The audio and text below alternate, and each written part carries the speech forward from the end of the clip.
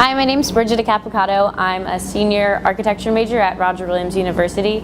I'm a visual arts core concentration and a construction management minor. So when I was in high school, I started taking some architecture classes, and so I figured that would be an interesting thing to look into for college. And Roger Williams was my favorite school that I visited. They have a lot of different resources, such as a 3D printer and laser cutter. The laser cutter bed is 32 inches by 18 inches, so when you get a piece of material, usually it's chipboard or museum board, you have to cut it down to that size or smaller, so it'll lay it flat in the bed. And then you have to make sure you turn both of the fans on. There's one fan specifically for each laser cutter, and then there's one general fan. So you have to make sure both of those are on, otherwise it could catch on fire.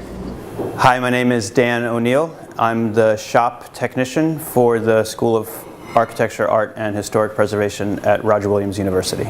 As the shop technician, I'm responsible for keeping all of the labs and studios in this building running, and also for our visual arts program, which is in some other buildings. So that includes this room, 3D printers and a CNC mill next door, a wood shop across the hall, a photography studio, and a printmaking studio, and a ceramic studio. So my job is to keep the equipment going and make sure the students know how to use the equipment. There's safety issues.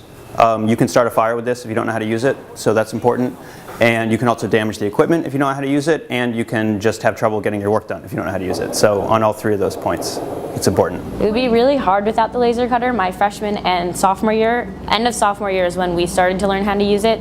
So we use it for not just our studio courses, but also for our structures course. So when I took my structures course, I didn't know how to use a laser cutter, and students who did, their projects came out a lot better, and it was more clean and concise. So this is an example of an etched piece.